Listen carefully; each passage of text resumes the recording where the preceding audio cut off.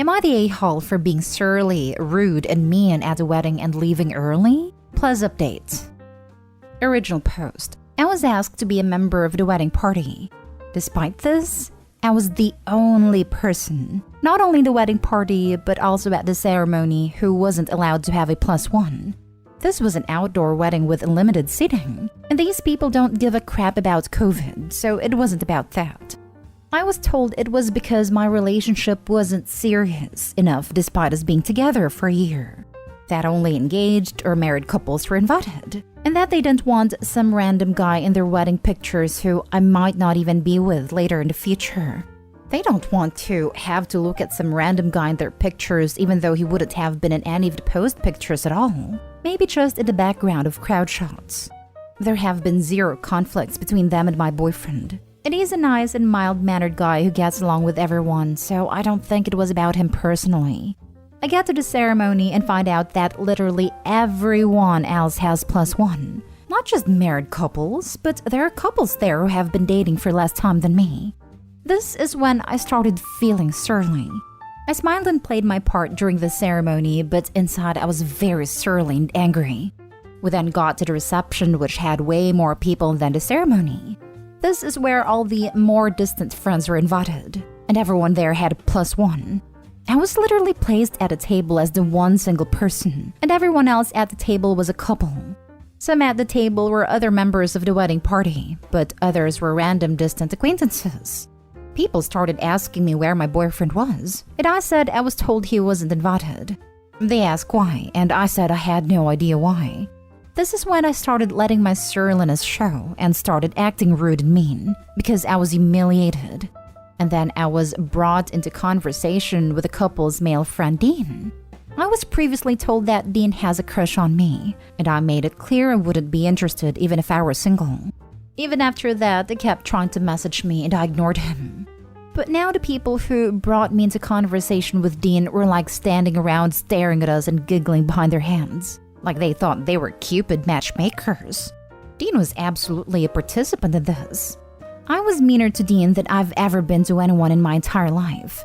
I was as fully rude as I've ever wanted to be when being the target of someone's romantic interest unwantedly. It's true I don't really know if I was being set up, but I was already furious before that happened. Everyone was silent and awkward.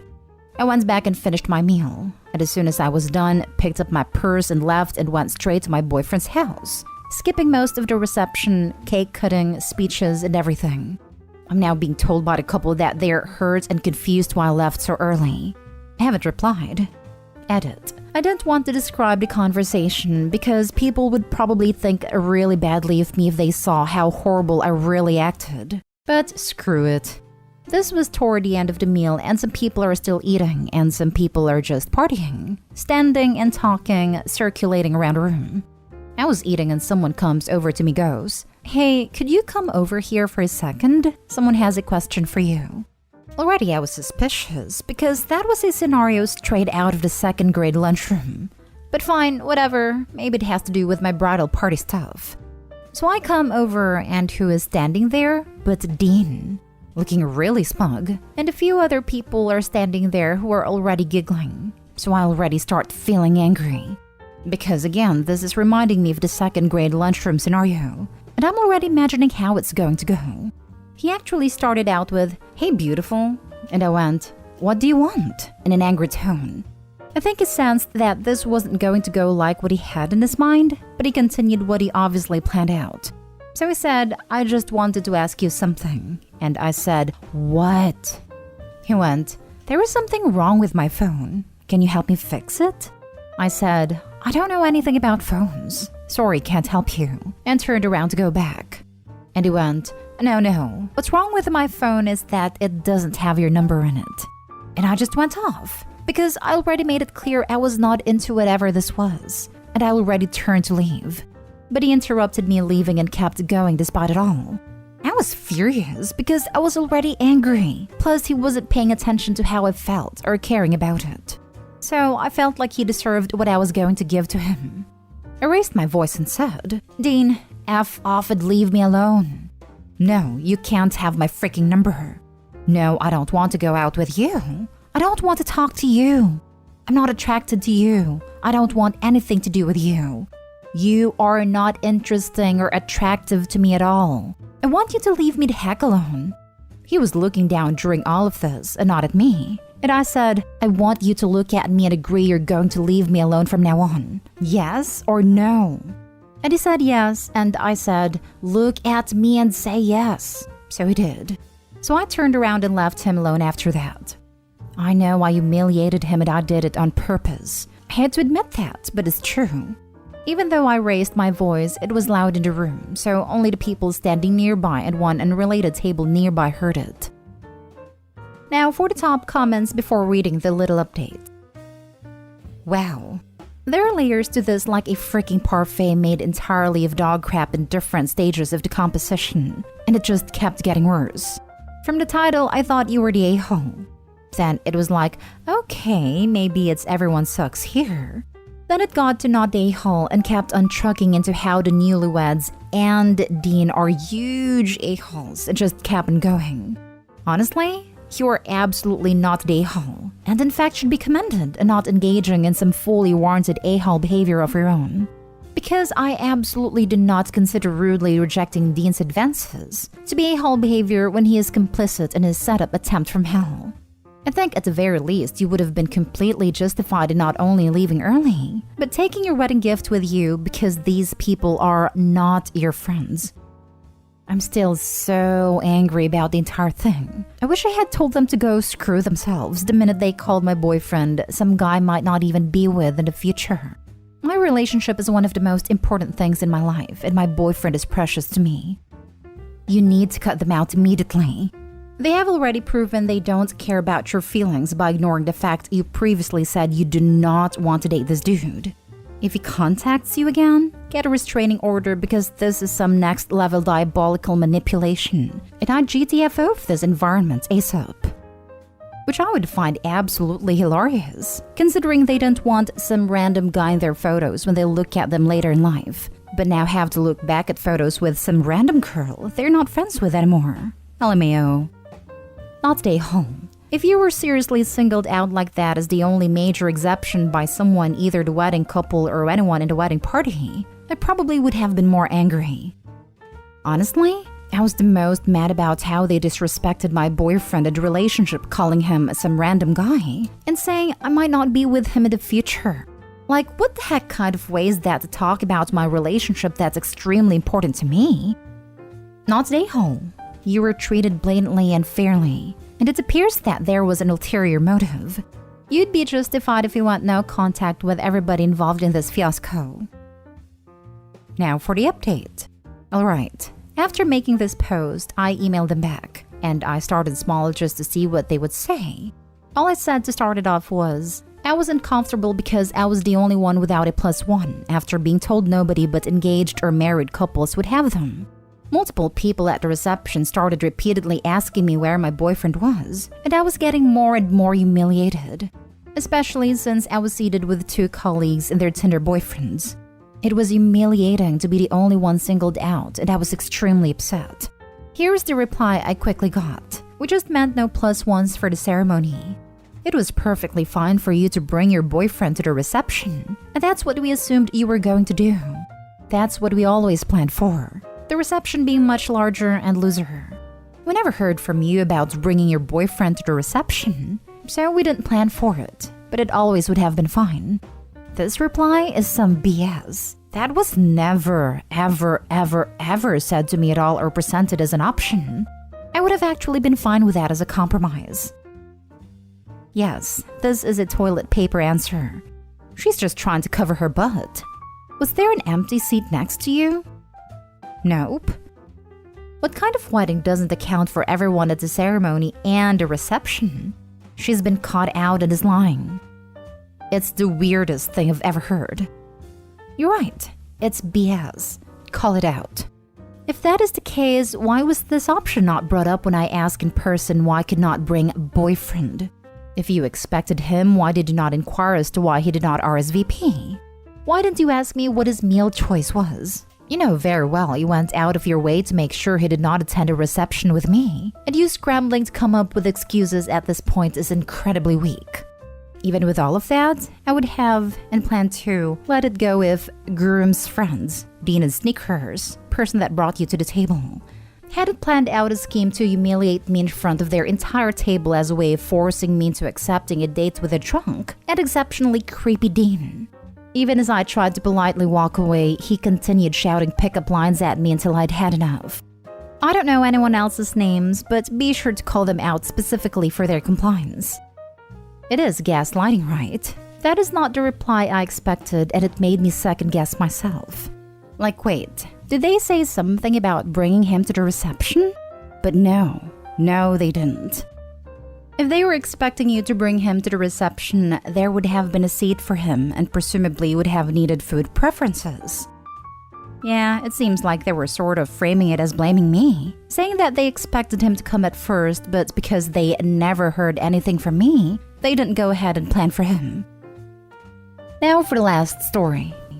Update. Am I the a-hole for not wanting to pay for professional hair, makeup, new shoes, and stay in an expensive Airbnb for my friend's out-of-town wedding?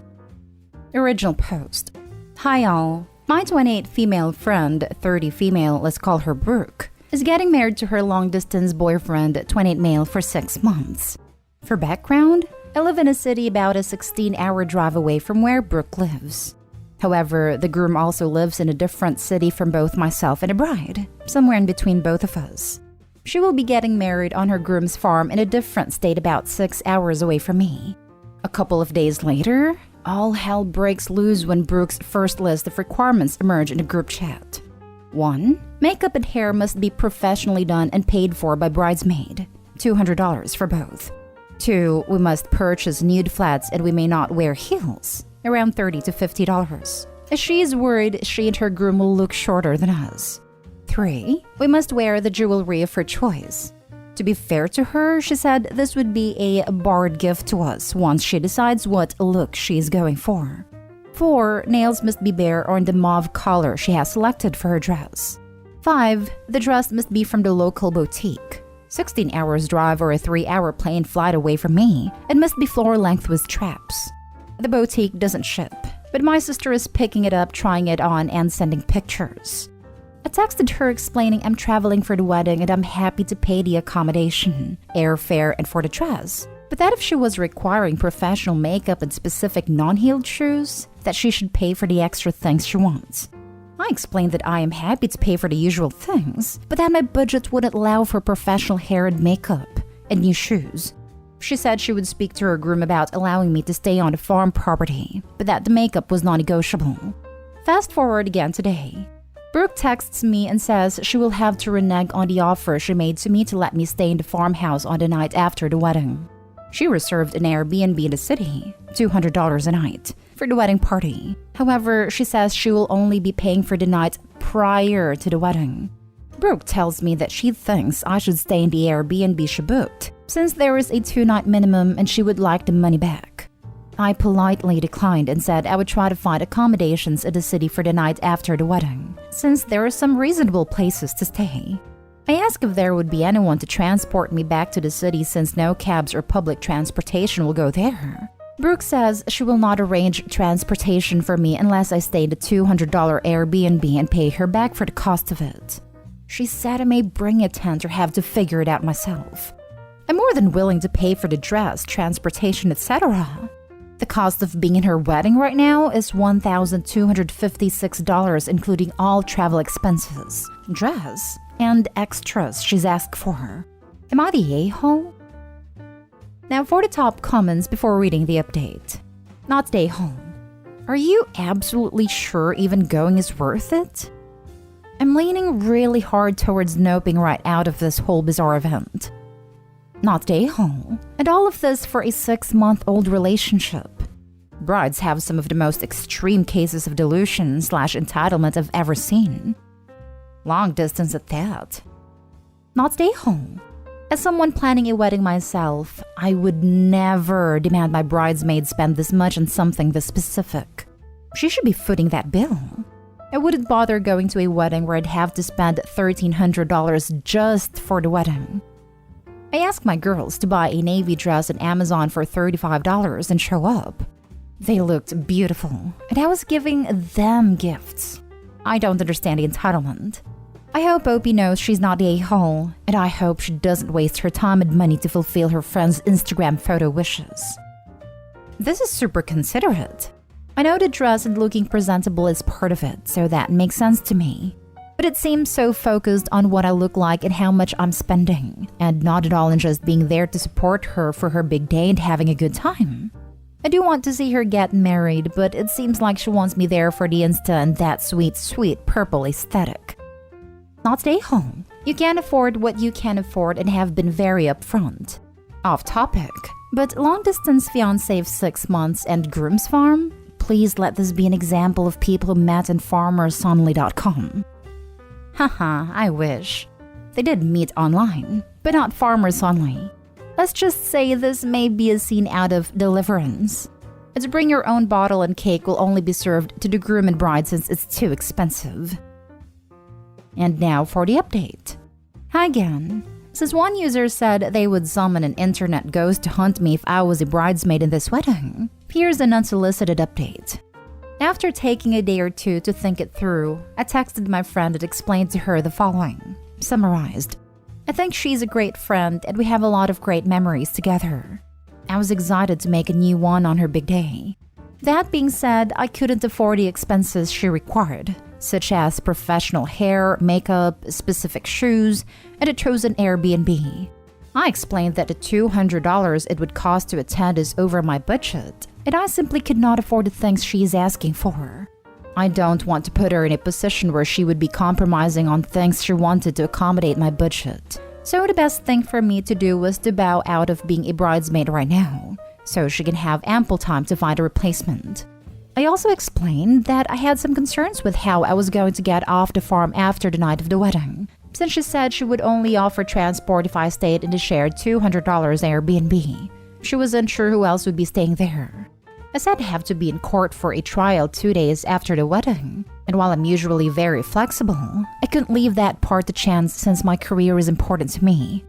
Brooke responded with the following, summarized. She has been very busy planning her move, doing report cards, she's a teacher, and planning the wedding.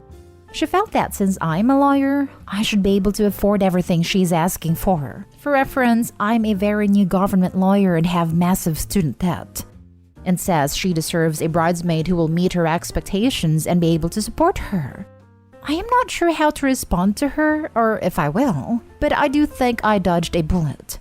Or at least a trip to Crazy Town. Thank you so much to all of you who convinced me to not attend this disaster. You have saved me $1,200 and 6 months of horror.